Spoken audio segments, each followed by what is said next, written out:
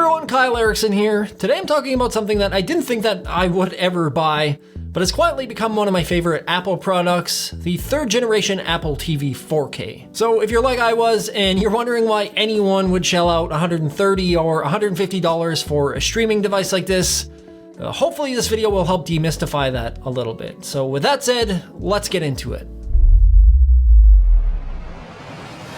The Apple TV has always been one of those products that I never thought that I needed because I've had smart TVs or other streaming devices with apps and services. But every time that I talked to someone who owned an Apple TV, they always seemed to love them, and from a distance it's really hard to understand what separates it from a lot of other devices. But now that I own one, I can see why. Having said that, when I initially unboxed the Apple TV 4K, I did find it kind of curious that you get the Apple TV, Siri Remote, and the power cable, but there is no included HDMI or charging cable for the remote. I'd have liked to have seen at least the remote charging cable included, which used to be the case, but I guess their thought process is that because they finally switched to USB-C and everyone is likely to have USB-C cables kicking around, that they're not going to need cables in the same way that they would with the old Lightning port remotes. The remote itself is the same as the previous generation Siri Remote, with the only difference being that charging port at the bottom. It's got an aluminum shell and sits really nice in your hand. And because the buttons are placed in the upper section of the remote, everything feels natural and easy to use. The physical buttons all have a nice tactile click to them with a pretty standard layout. There's volume, back, play, pause, and home controls with your navigation wheel and touch control above those. There's a power button at the top with a Siri or voice activation button on the side. The touch navigation works really well, and I do prefer to use it, but if that's not your thing, you can navigate with the controls on the outer part of the wheel. One last thing worth noting, you can buy this remote and use it with older Apple TVs.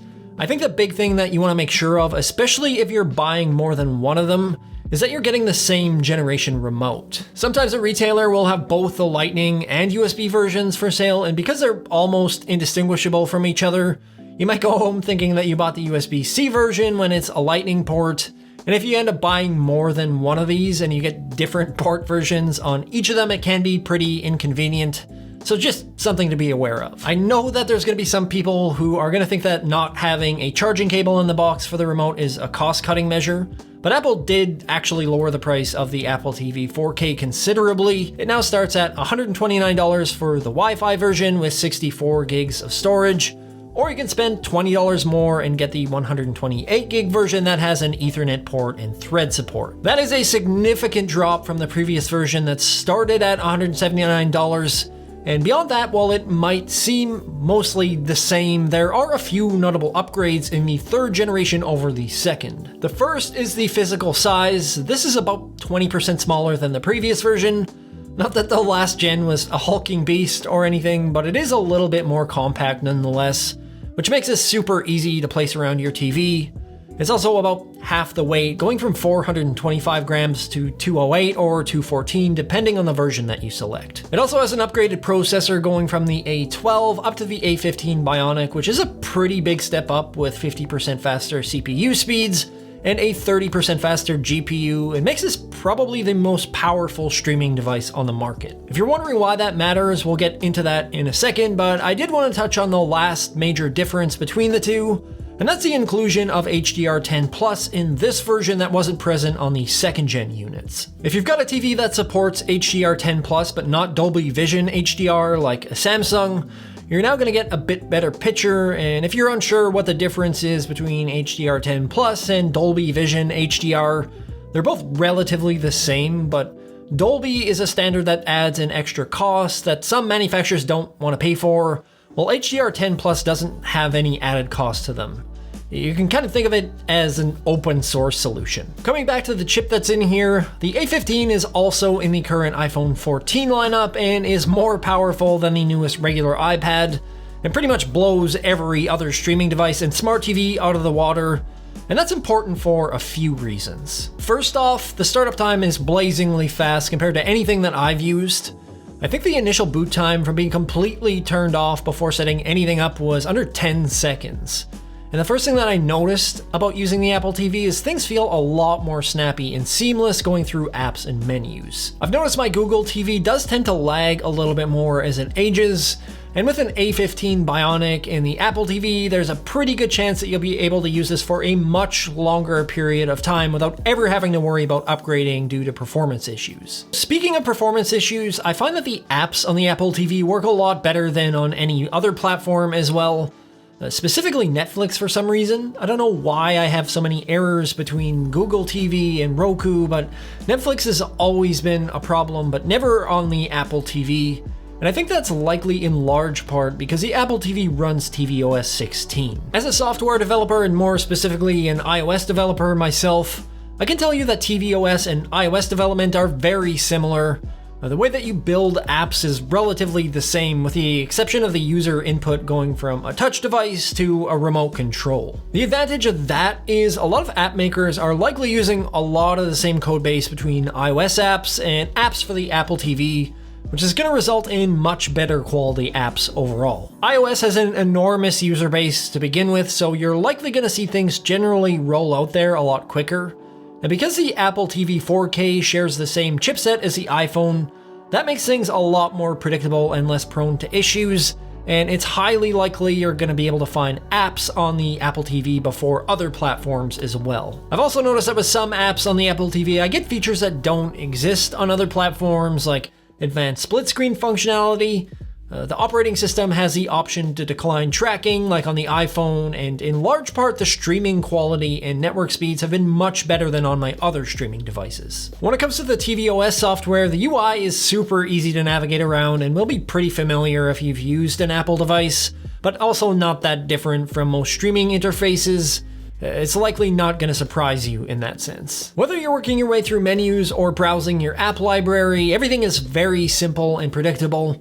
You can rearrange your icons how you see fit, or even group things into folders if you want.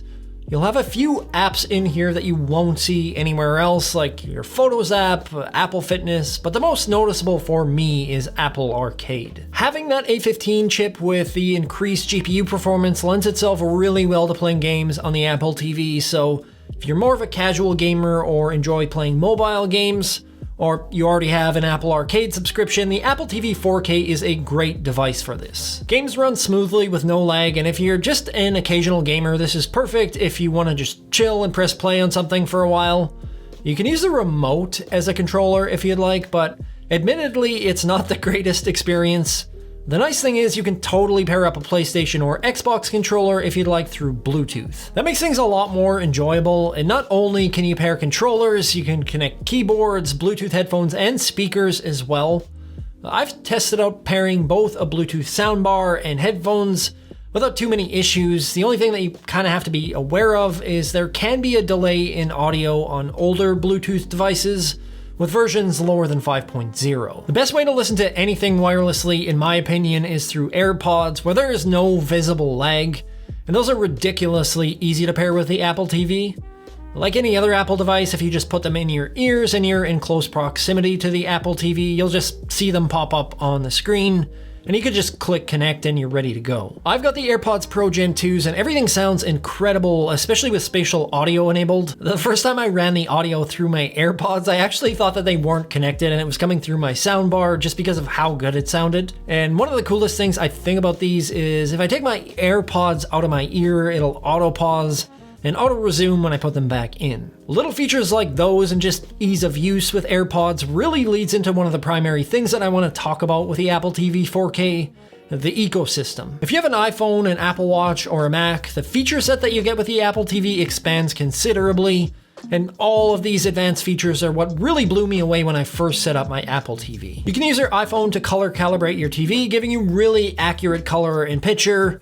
You can perform an audio sync test where your iPhone mic is used to determine if your Apple TV needs to make any adjustments so that your video and audio are lined up perfectly. All of this might seem complicated, but it's really easy to do, and Apple does a really good job of guiding you through each step. It's also possible to use your iPhone or your Apple Watch as a remote control, which I use quite often. And just building on that, probably my favorite feature is using the iPhone keyboard in my apps that require input, so you're not fumbling around with an on-screen keyboard. And if you use a password manager on your phone, it seems to just automatically work and be able to autofill all your credentials into your Apple TV, which is super handy. Outside of that, things like screen mirroring work exceptionally well between macOS and tvOS. And I find that there's virtually no lag, where usually you see at least some. You can also use your Mac as an AirPlay audio receiver, turning your MacBook speakers into your audio output source, or you can use a wired set of headphones plugged into your Mac and use those. You also have access to things like SharePlay and syncing with the Apple Fitness app and your watch to show your heart rate on your screen, and a bunch of other stuff like Thread to use with home automation. But honestly, I don't use those enough to have a solid opinion on them. Now, all those features are great, and while I absolutely love the Apple TV 4K, there's still a few things that I think could be better or are missing on here that would, for me, really put this over the top. One, it would be really nice to have a web browser, especially where you can use a physical keyboard or an iPhone as a remote and a keyboard. I know a lot of smart TVs or streaming devices that have browsers that aren't great, but because tvOS is so similar to iOS, I feel like it wouldn't take much to just port Safari over and have a decent experience. And two, part of being able to use browsers would be access to things like cloud gaming, which I know Apple probably will never allow because it's kind of cannibalizing Apple Arcade, but I'd love to see that kind of functionality exist on the Apple TV, especially where controller support is already present. Apple is supposed to have a VR or AR headset in the works, so it'd be neat to see some kind of integration there, but really outside of that, I don't have a whole lot of things that I would change about this product. I'll definitely be buying more of these for my other TVs in the house to replace the mismatch of Roku, Google, and Samsung software that I'm using. And I think that even if you're not fully immersed in the Apple ecosystem like I am, there's still a ton of value here. You'll probably be able to use these a lot longer than you would any other streaming device, and if you've got an older smart TV that you love, but the software is falling behind a bit, the Apple TV 4K can bring your TV back to life in that regard. I know there are things that I didn't touch on in this video or that I'm leaving out, but realistically, I could probably make this video a half an hour long if I wanted, and that's really a testament to all that's packed inside of here. But if you do have any questions at all or any comments on things that you use your Apple TV for that I didn't mention in this video, please feel free to leave a comment down below. If you did enjoy this video, help me out by hitting that like button if you want to see more tech-related content, or if you want to have a contest to see who can chew the most sticks of gum at once in a given time. Please subscribe. Thank you so much for watching, and I will see you in the next upload.